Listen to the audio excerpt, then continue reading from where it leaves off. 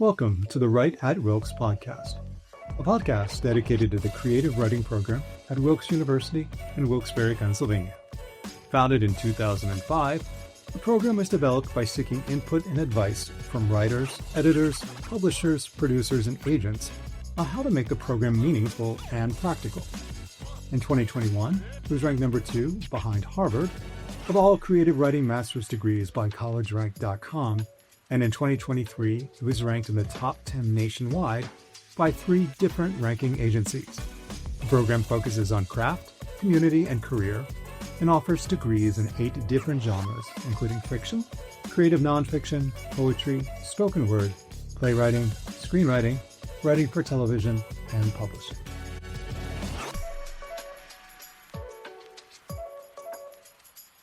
Well, today I'm really excited. This is our first podcast, and we're starting off big because we are starting off with Dr. David Hicks, who is himself the director of the Maslow Family Graduate Program and Creative Writing at Wilkes University. And that is quite a mouthful, David.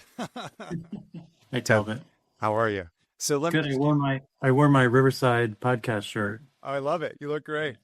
All right. Well, before we get started, I'll just give our listeners a little bit of who you are, because it's an impressive bio. So Dr. David Hicks is a first-generation college student. He earned his doctorate in American Lit at NYU and taught at Pace University in New York, as well as Regis University in Denver, where he co-founded and co-directed the MFA and creative writing program there. In his 40s, he shifted his work from academic to creative, first publishing short stories, then collecting and rearranging them as a novel in stories, White Plains, published by Conundrum Press, now Bower House Books, in 2017. White Plains was a finalist for the Colorado Book Award, the Arapahoe Library's 2018 Village Read, and Westword Magazine's #1 book by Colorado authors. Quite an accomplishment. His children's book, The Magic Ticket, was published in July 2024 by Fulcrum Books, and his second novel, The Gospel According to Danny, was published by Vine Leaves Press in 2025. So, David, thank you so much for taking time out of what is obviously a very, very busy schedule. Thanks for having me, Talbot. Oh, anytime.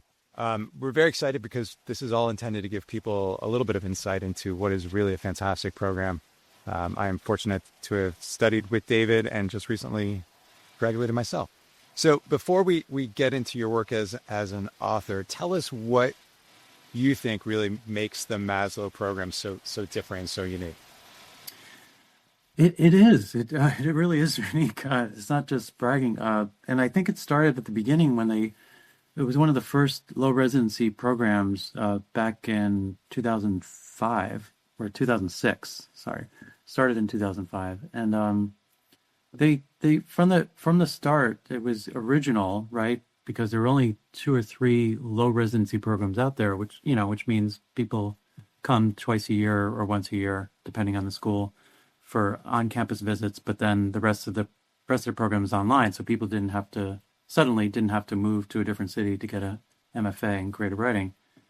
So it was that, but also they kind of kept revising it over the years so that it became this kind of customized program that caters to each cohort where they are. And that's the unusual part, or one of the unusual parts, is that you get a different curriculum depending on where you are in the program, which is, maddening for the director and some students sometimes, but it's really fun, and it's quite appropriate. Like, I thought when I got here 6 years ago that I probably would change some things about it, but then I realized actually this is really good, because each student, at the beginning you get sort of foundational stuff, and then you get developmental writing coaching, really, and then you get revision work, and then sort of professional training, and that is different from the average low-res MFA, where you kind of get what you get no matter where you are. You get the same at the residencies. You get the same craft lessons, the same readings, the same panels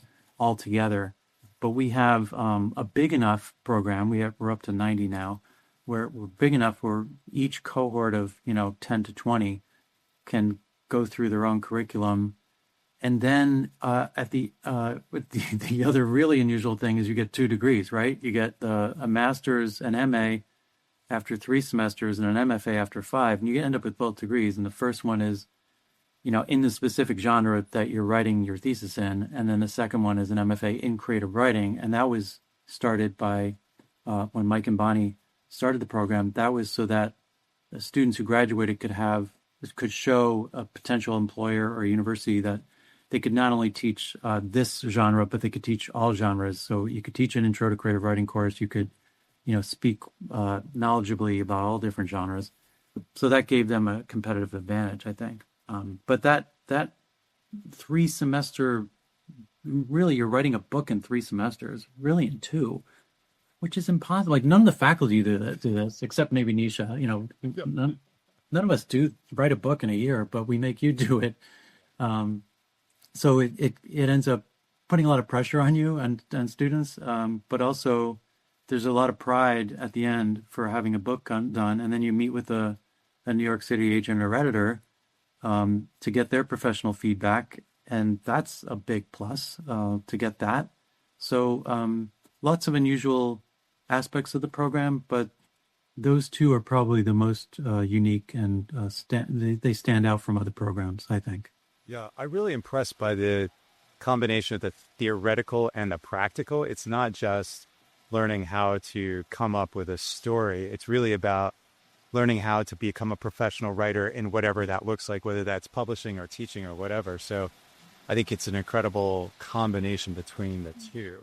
Yeah, from the very beginning, it was, it was influenced by Norman Mailer, like, the pugilistic pragmatist, he's the everyman of literature, right? So this was not going to be an Ivy League, stuffy, ivory tower kind of program for the elite. This was from the beginning going to be for the everyday person who really wanted to be a writer and write a good book. And we always go with whatever they want to write. We're not telling them how to write or telling them how to fit in to a certain, way of thinking or way of writing.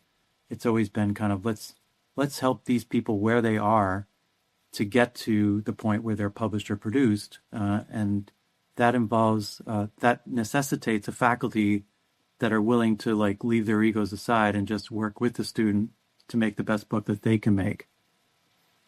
Yeah, and of course, I wouldn't say that this is an easy program by any means. I think it is boot camp. As you said, it's writing a book in a year. Some of us try to do 2 books in 2 years because we're crazy. But that first residency where you are really put through the ringer on each of the 5 genres, and every day you're expected to come up with something brand new in a genre that you may not have ever experienced. And each residency is different, as you said, and it's exciting because sometimes you get a chance to meet and work with a cohort that's 1 semester ahead of you and that is a semester behind you.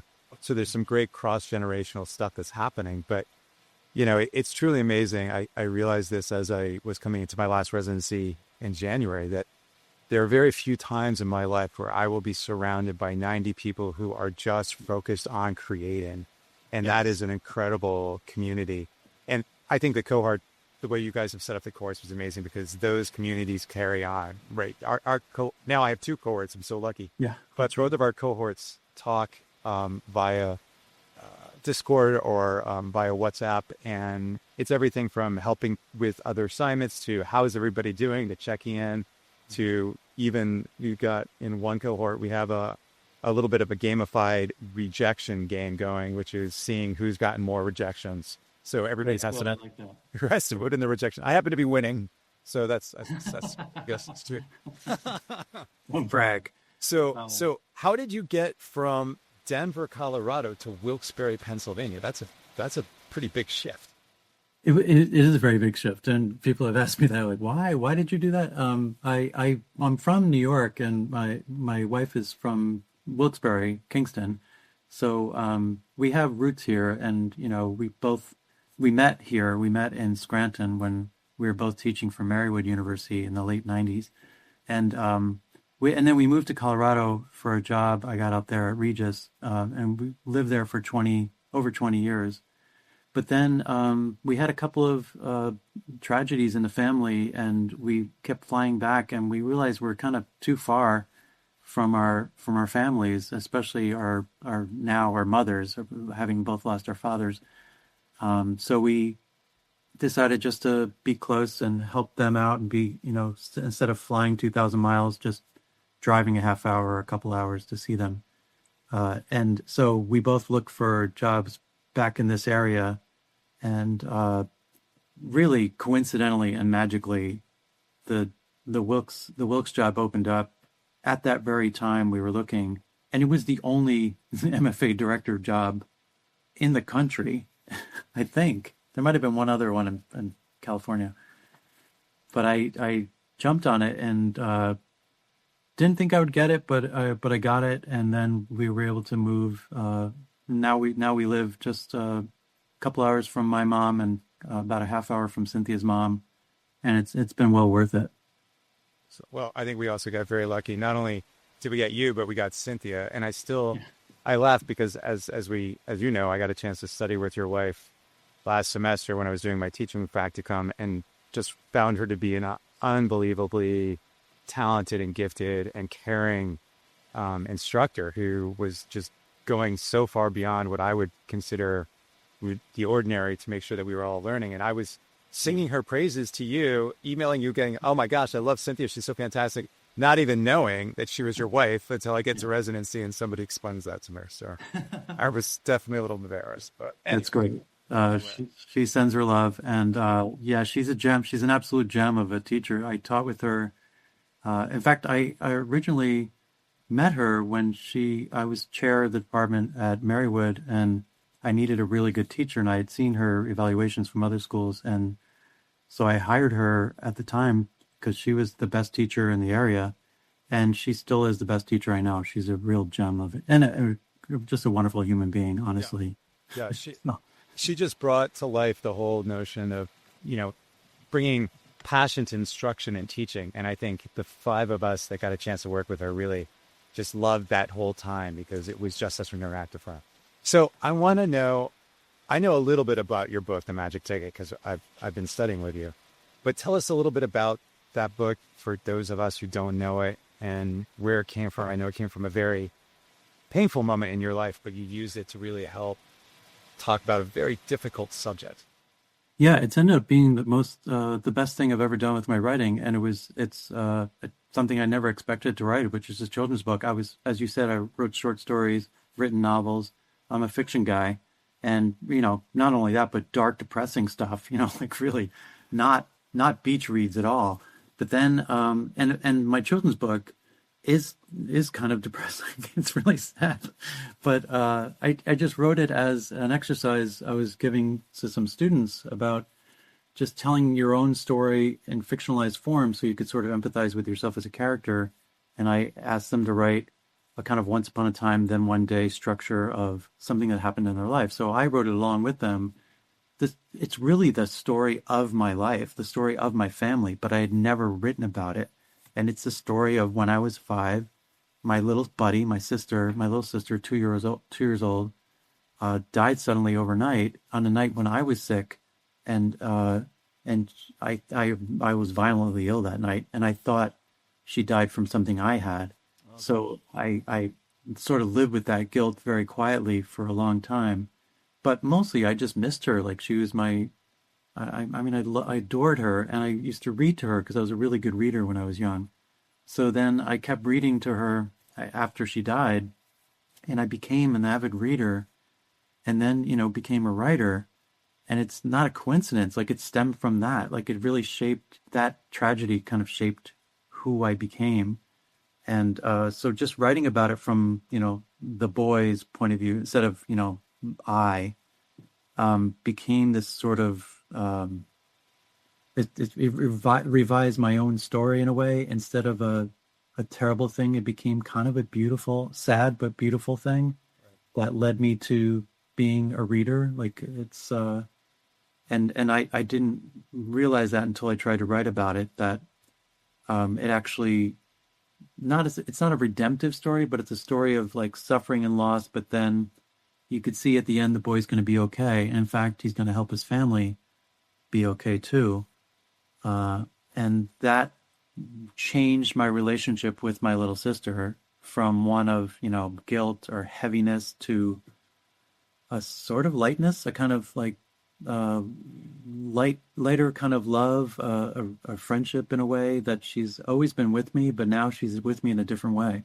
So it became a really important book, and I didn't realize it at the time. I just was writing a story, and after I wrote it, I realized, oh gosh, I think this is a children's book, and I have no idea what to do with a children's book. I have no idea, how do I get an illustrator? Like, how do I do this? And it ended up working out really well. Yeah, it's a really powerful story, and I think trying to deal with talking to children about death is really hard. You know, people like E.D. White did such a wonderful job with Charlotte's Web, but I think oftentimes we don't give children enough credit to understand and be able to have those kind of conversations. And it's really important to figure out ways of making that approachable and not scary and something that they can talk about. Yeah, it's funny you mentioned Charlotte's Web, because that was when I was just a year or two after she died that I read that book and just started bawling when Charlotte died, you know, like, and just fell in love and read it again and again and again. And I read it to my parents, and I didn't realize why it was affecting me so much, but it's such a good book. It is And such a great book. it really helped me, not unknowingly, it helped me to sort of cope with what happened to me. And also the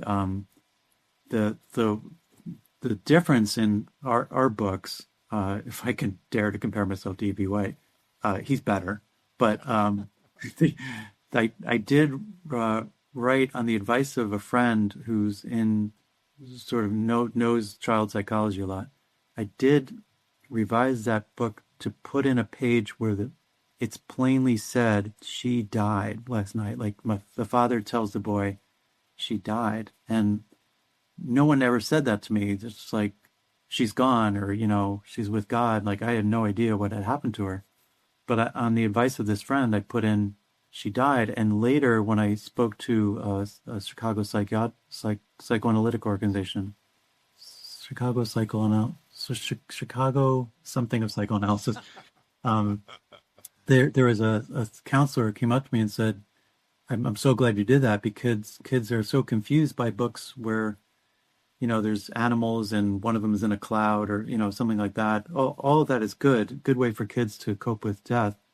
But it's also good to just sort of say, here's what happened, because kids can handle that. What they can handle is like, Grandpa's in heaven. Well, let's go to heaven. Like, you know, let's go see him. You know, that kind of mystery is cleared up when you just sort of state the truth. Right, right. Well, I love Charlotte's Web, as you know, is one of the fable books I use in my critical essay. Yeah. So let's go to something else. So a little bit different. Your latest book, The Gospel According to Daniel. Now, I got a chance, you read the opening of this book at one of our residencies, and I could just picture this scene on the Taconic Highway, because we used to have a house up in Williamstown, and we would drive every weekend back and forth from New York City up to Williamstown. And so I knew the Taconic like the back of my hand. And at one point, I was getting ready to move a whole bunch of plates and glasses, things that I didn't trust that the movers would be able to take, because I didn't trust, I thought they would break them. And I actually had rented a big GMC Yukon Suburban thing, because I wanted something big, and I also needed all the space. And it was on a December morning on the Taconic. And at a certain point, I'm coming around a bend, and I see that fog sort of start to lift off the pavement, which typically means that something has really changed with the temperature that you need to be thinking about. And the next thing I knew, I slid right off the Taconic, went down the hill into a ravine, and hit a tree head on. Wow. You know, airbags and the whole thing. Wow. And my first thought was, well, I can just reverse up and get back on the road, which wasn't the case, because the tree was, you know, basically in the engine block. The good thing was I wasn't hurt, and not a single plate or glass was broken, which is wow. But so when you start to the scene on the Taconic, I'm like, oh my gosh, I can just imagine it. Where did that come from? I had no idea. Really? I needed them to be in a hurry and driving up. I also wanted them to be driving up. There's a lot of American history in the book, right? There's a lot of American-ness in the book, and past and present. And I wanted them to be driving up the Taconic, because it is named after the Togonock Indians and American Indians. And lots of tribes lived there in the French and Indian War. some of the battles were fought up there in upstate, and the King Philip's War. Like there's a rich history of it. Now it's all, suburban, right? But they've kept a lot of the woodlands, and so I wanted them to be sort of flying through thoughtlessly through that area as modern people as they are, the Friends. But also, I know that road as well because my sister lives in Mayapack, and I went to school in Pleasantville and Pace University. So, and I drove up to Albany to see my best friend who went to school there. And I went to school at college upstate. So that's a very familiar road to me. And I love the road. I love the Springbrook Parkway and the Taconic because you just leave the city on the Bronx River or elsewhere, and you end up kind of like just breathing the land kind of. I mean, it's one of the most crowded counties in America, but still there's this kind of space that happens over time as you go upstate. And I wanted the characters to kind of experience that and then open up to what is a wedding and sort of optimism, and then kind of descend back down in the book to this kind of closed upness, and then to open up in the West at the end. So I kind of wanted that movement through the book, and I try to do that through landscape. Yeah, there's a lot of upheaval that sort of happens in the book. I feel, again, this notion of today, it's the minute I got, because I reread that paragraph, because I don't think he told us what happened afterwards. I don't remember. But I remember getting to the end of that chapter and was like, oh my God, what happened? Like, are they wrapped around a tree? And then you open up on the wedding, which was such an interesting, it was sort of like a jump cut in a movie. Where right. We didn't see the ambulance come, or we didn't see the wrecked car. We didn't see any of that. We just went to the next thing. But there's very much of like that upheaval that seems to happen. I don't know. It feels like it kind of relevant to what's going on now with all the upheaval in the world, particularly in the United States. That was the intent. Even though I wrote it, I mean, more than 10 years ago, I started writing it, and it was still, I had this sense, as many of us did, that the country was really changing after the Bush-Gore election and after 9/11 and after, all the upheaval of the Black Lives Matters movements and the at the time it was Tea Party. The Republicans had there was an extreme, just a tiny portion of them, and then of course that led to MAGA and taking over the party. So there was my sense that was happening. So I wanted to convey that through Danny's life, and Danny just goes through a battery of upheavals and betrayals and difficulties, right? So that we sort of left to wonder, is he going to make it? Is the country going to make it? Because the country, is really splitting wide open. And here we are, right? Right. Yeah. We'll still see whether we actually make it. Sometimes I have my doubts. Which makes me think it's all more important that we tell stories that not only entertain but educate, because it's the one thing that's going to potentially help us get through this all. Yeah. So what are you currently working on? What's the next big project for you? Oh, thanks for asking. I just got up this morning and looked at a novel I'm writing about Italy, and it actually has a strange. My mom's from Italy, and I never went anywhere as a kid. Like, even I grew up in Harrison near White Plains, and the Manhattan is 35 minutes on a train. Yeah. And I never, or 42, and I never went to city except sneaking out of my house. If my mom's watching this, I'm sorry, but I snuck on got on the train and just would walk around like 10th Avenue looking at the prostitutes going, wow, this is strange. And, just one time playing my sax and by the park, trying to make a little change over Christmas. But otherwise, we only went to Italy once in a while. And usually it was just me and my mom. And I loved going to Italy. It was just, my life in New York felt kind of closed up, and in Italy it just opened up, and there was so much love. Because my whole family, my mom's family is all over there, like 30 cousins and a bunch of aunts and uncles. So my mom's the only one who came over. So I wanted to write about a time in my life when I was 16 or 17, when there were earthquakes there. There were it's called a Brady seism, where the earth kind of the crust of the earth rises or lower, uh, rises up or sinks down, and it has revealed these risings and lowerings. It has revealed an underground city of Puzzoli, of a Roman city from the second century, that was under the surface. So there are these layers of the past and present, and you could see where at one time it was up here because there's columns with mollusk holes in them. So at one time it was way underwater, and now it's way above water. These are all these Roman temples. Right, right, right. So I'm writing about 3 days of that trip to Italy when I was with my cousins and sort of had a crush on one of them, but it was sort of misplaced because really I was missing my sister. And my sister, I felt like I found her there, and I hadn't found her in New York.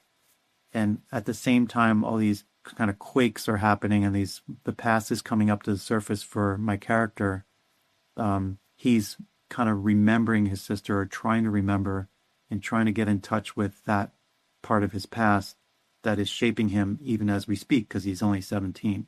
So it's 3 days in Italy, and obviously I need to work on the pitch for this to make it more succinct, but I'm still writing it, for crying out loud. I haven't gotten to that part yet, but it's right. it's You'll get there. it's in Italy. It's about Italy. What else do you need to know? Lush landscape, Mediterranean. There you go. Fantastic. So I always love hearing about how people have been rejected in the past, because it's one of those things that happens. Do you have a favorite rejection story, or a favorite, or something that just stands out about, like, I can't believe this kind of thing happened? Yeah, I have an acceptance story but leads to the rejection story. So my very first story, well, my first two submissions. One story was the very first try was Colorado. I was living in Colorado. I went to the Colorado Review. It was a really good journal. It is still a good journal. And the editor there, and it's an autobiographical story about taking my kids to a Mets game after I had left their mom, and things were shaky between us. Taking my son to a Mets game, and so I sent it to the Colorado Review as fiction, and the fiction editor at the time, who I won't name but I want to, said, "Hey, this is good, but can you write a little more about the ex-wife, or the kid's mother?" I was like, "No, and this is an acceptance, right? So of course I should say yes." But I was like, the story's about the father and son. Like, this is a short story. There's not a novel. There's not a lot of room for the other. And he really wanted more from the ex-wife's point of view. I'm like, all right, that's a different story, but thanks. And I was, at the time, that was my first story, so I thought it'll get accepted somewhere else, right? No. So then I sent it out, and then the nonfiction editor at the same magazine called and said, "Hey, is there any way this could be nonfiction?" I'm like, "Yes." Yes, it can. She goes, "So can we publish this as an essay instead of a story?" I'm like, "Sure." I said, "Just let me change a couple things, to the truth." And I called my dad and I said, "Hey, Dad, in the story I wrote, I have you taking me to Mets game. You never did that. But do you mind if I write that?" And he goes, "No, sure, go ahead." He goes, "I took you to Mets games." I'm like, "No, you didn't." I would have remembered that. Oh, I know. So there's that. And then the next story I sent to my favorite magazine called Glimmer Train, and they took it. The first magazine I sent to. The next story, my third story, 65 rejections. Like I thought I was hot stuff. I thought it was like, oh, I can just send it to the Paris. I can send it to Review, right? Yeah, wherever I want, New Yorker. And then next story, which was better than the previous two, 65 times. And then it happened after that, like 40, 50 rejections, just like, and they were better than the first two, but I swear to you, they're better. But no. It's like gambling or playing the slot machines, right? You get lucky once, and then exactly happen and happen. Yes. No, never again. And then when I tried to get an agent, I went through like 90 something, almost 100 agents before I got one. So yeah, I think I'm on 25. And I had to take a break because you got me so busy with schoolwork in the fall that I couldn't finish the second TH and queer. It had nothing to do with how busy you were, because you're the one who took double the amount of classes you needed to take and wrote more books than you needed to. Yeah, I anybody who somebody came up to me at residency and said, "How did you do that?" I said, "I'm not quite sure, and I'm not quite sure I would ever recommend anybody doing it again." Yeah. Because at a certain point, I was just hanging on to the edges of the cliff, hoping that I was going to make it through the last 2 weeks. But it was good. It was good. And just so you know, I'll tell you more about this because it's not about this podcast. But I did talk to Albert about the second book, and he liked it, but he had a big piece of feedback, which is going to shift the entire book. So, but it's okay. It's okay. He got me really excited about the shift, but it just good. It does make you realize that you finish something. And I knew that this was a draft that was done in a year that was going to need a lot of work. Right. But I almost got more excited about the fact that I can now go back into that world and play with it. Oh, yeah. Yeah. When you get good feedback like that, and even if it means revising the whole thing, it's still fun. Like, you're like, okay, let's get to work. And kudos to you for having that attitude, because you're very open. You're not resistant to criticism or, helpful comments. No. You sort of embrace it and go with it. And that's good for you. Yeah, because it was really the first book that I wrote. I came into the program with a pretty well-formed idea, although a lot of it changed. But it had 60 pages when I came in. And, I had great mentor with Jeff and great teachers and professors who helped shape the book so much along the way that I think when we got to the final ending of it, it had been written 4 or 5 times already. Mm. But when I wrote the last page, I had a sense of mourning because I had created this world and I had created this man who there's a lot of me in him, not all of him is me and not vice versa. But I was so invested in his story because I had created it. And now I was saying goodbye to him. We left him in a very good place. I'm very happy because he was going to not be in a very good place originally, and he ended up in a much better place. So I was really happy for him. I was really happy for his journey, but I was like, this is the end of my relationship with him for right now because his story is done and it's on to the next. So now I have a chance to go back into this other book and play with it again. And I'm also writing a third book, but I won't tell. We'll talk. All right. Later. Good for you. Good. That's exciting. So as we all know, being a writer means being a reader. Is there anything that you're reading right now or your readers recently read that you would highly recommend?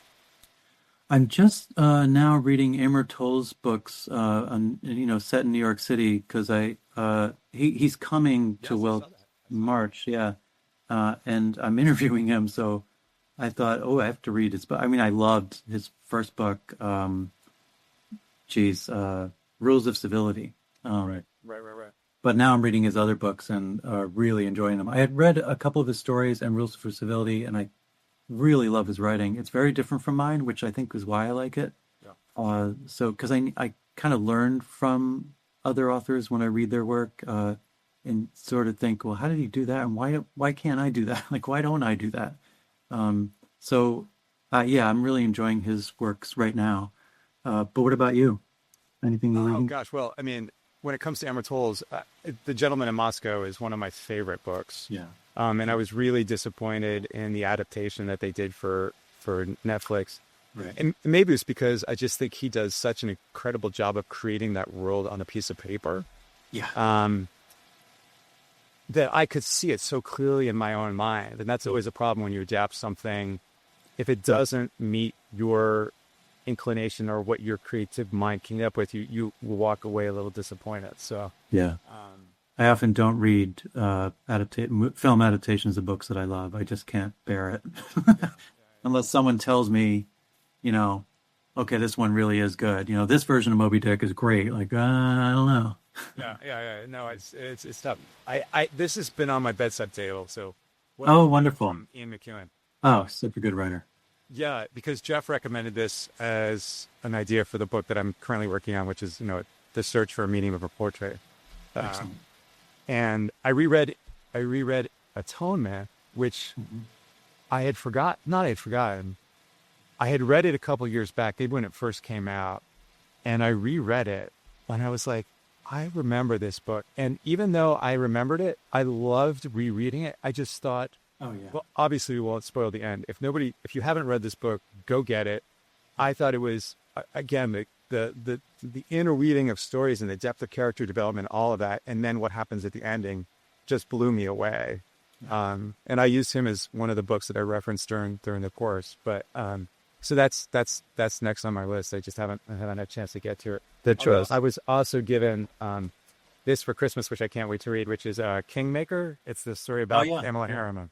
Because I love all of that British stuff. Yeah. So yeah, exactly. So all right. So as we sort of wrap up this, what's one piece of advice you would give to anyone out there, whether it's life or on writing or I don't know?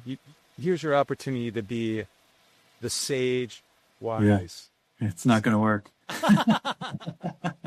because everyone's so different. But I do think the common denominator I end up telling our students or, my kids or anybody that I only learned late in life, like, well, not late, but, from around 40-ish on, because I was very much a late bloomer. I always wanted to write, but I didn't really do it in earnest until I was in my 40s.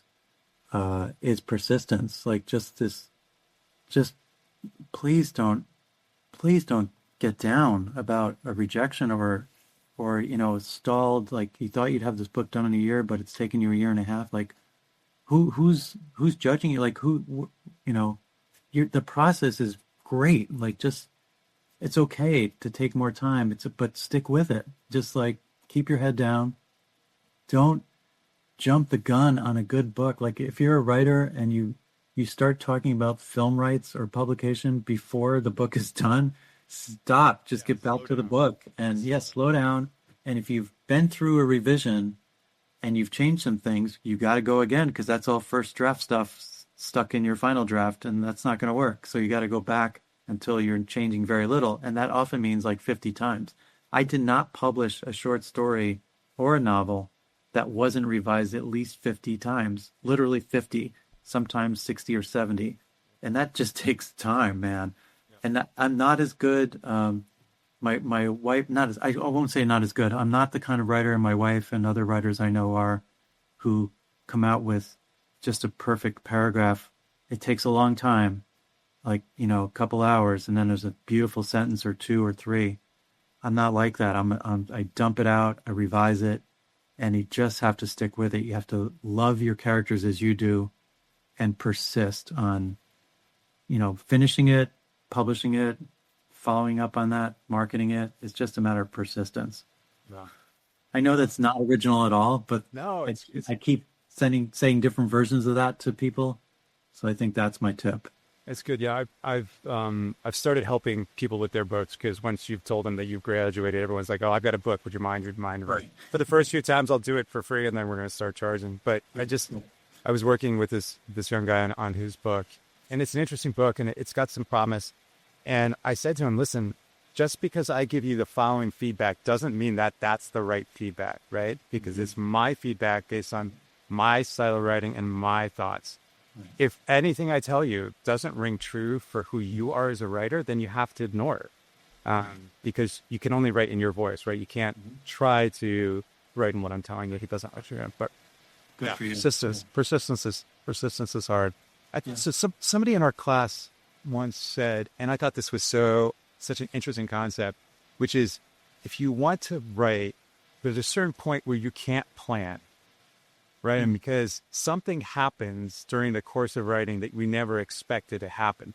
If you really let your characters come to life and listen to what they're telling you that's going to happen, all of this really interesting things start to occur. And it's almost a willingness to say, I'm setting something in motion, but I can't control exactly where it always goes. Yes. And if I'm letting it go and I'm willing to see where it goes and try it. So I always tell people that they say, what's one of the things we would say? I said, listen to your characters, talk to your characters, ask them what they think. How are they feeling? What do they want? What's going to happen? Right. Because they know better than you sometimes.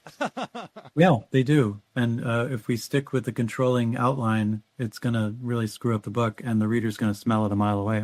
We've both read books where it just feels so prescribed, like it's so predictable that I get bored instantly. But if you open yourself up to letting your characters make a mistake or do something you don't think they're going to do, your writing opens up too, and then it becomes really fun but scary, which is why most people I mean, all writers are control freaks in their own way.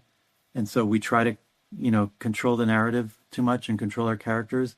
And then the dialogue gets plain, like not really distinguishable. The plot gets kind of unoriginal. And it's much better to do what you're recommending, which is to kind of let your characters speak to you and let them go their own way. And that sounds really fuzzy and weird, but it's when it happens, it. Like, and it happens from letting go, and it happens from being close to your unconscious and writing every day so that you kind of wake up with the story and go to bed with the story. So yeah. Well, I mess up.